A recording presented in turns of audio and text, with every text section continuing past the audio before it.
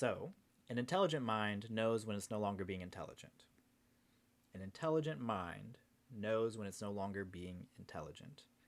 And that's so profound. When I learned that, like, my eyes just opened wide and I was like, oh my God, that's it. That's what I've been missing, right? As a player, I've been working a lot on the tactical ability and analysis and planning, but I neglected to think about my own thinking, that metacognition, right? And also my emotional regulation that impacts my ability to think and to play the way I would like to play, right? And we're all guilty of these. So I have four ways here how our intelligent minds stop being intelligent. And by developing our awareness, my hope is that we'll be able to catch ourselves not being intelligent and then make a shift so that we can do more intelligent things, right? Make better decisions, right? The first one is an overconfidence bias. And by that, I mean you get kind of sucked into your confidence and like you feel like you're doing really well, right? And then you get really fixated on like, oh, I can't lose, I can't make a mistake here, like I'm winning overwhelmingly so, right? And then something happens where you missed a mate threat and just lose, which can be devastating. And we've all been there, but the important piece here is to kind of remind yourself to think about this when you're feeling overly confident. Check yourself. Nothing wrong with feeling confident, no one's saying that, but to check yourself and like check your work essentially.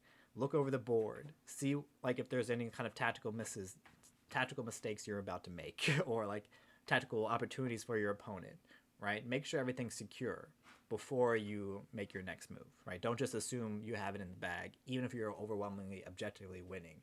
Play to the end, right? Number two is our emotional decision making, right? Playing impulsively due to frustration rather than logic. That's a very common one, right? So, for example, let's say you make a mistake or a blunder happens that you just did not anticipate. And your initial reaction is to feel frustrated or angry at yourself for making that mistake. Normal reaction, we all have been there. Now, if you respond immediately, you're likely to respond impulsively in such a way that would lead to more mistakes. However, if you can acknowledge that you're feeling frustrated and angry, then you can also do something to regulate yourself so that you can get yourself back down to kind of some normalcy before making a decision, right? And for some of us, that means like walking away from the board and coming back. For some of us, it's taking deep breaths.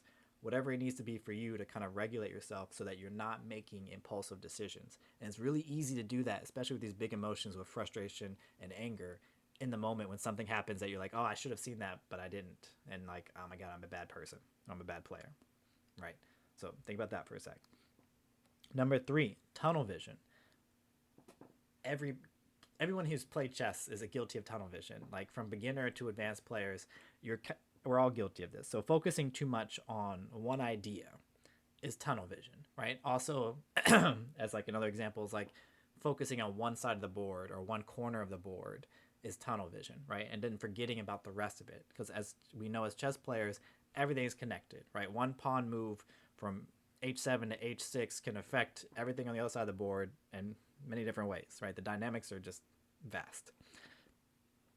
But if we are aware of ourselves doing this in the moment, that we're just focusing on one idea, then we can sit back and think, okay, this idea is attractive to me, though I need to sit back and see how the rest of the board is doing, evaluate the entire situation, see how my idea impacts other things that are happening, right? Again, it's kind of stepping back and just kind of reflecting and analyzing it from if you need to regulate yourself before you get there, then you regulate before you get there, right? So it's like, again, that awareness that intelligent mind is no longer being intelligent if it's hyper focused on like one idea and missing the other ideas, right?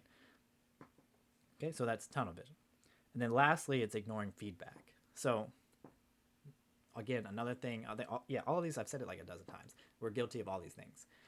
When you are ignoring feedback, I mean, you play a game, you lose the game, you may be frustrated by it, and instead of analyzing that loss, you just push to the next game, right? Or you just stop playing altogether.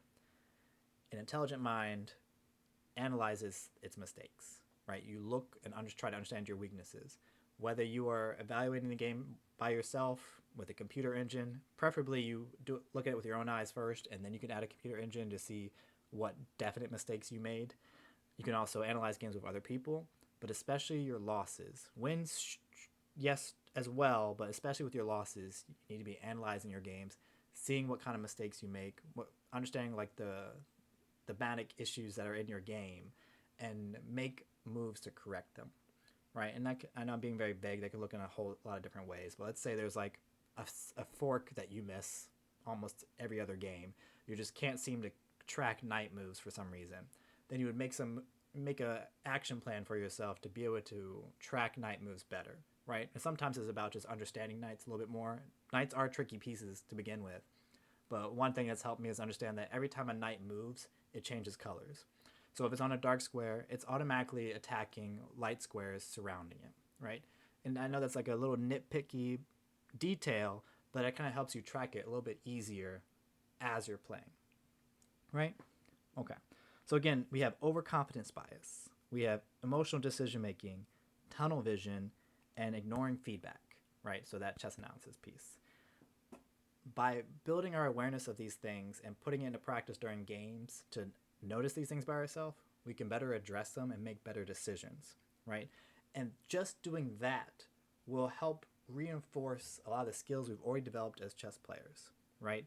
So like it'll, if you've been working on your puzzles and you're working on your tactics and you know like you've worked on the mates and you know how to develop a plan and strategies, whatever you've been working on, will see improvement if you're able to develop your metacognition, your ability to think about your thinking, right? You'll be more able to demonstrate what you already know if you can regulate your emotions and think about how you think in the moment, right? Okay. That's what I had with that. Let me know in the comments what you think. Like maybe some of these examples resonate with you. I would love to hear about it. All right. Till next time.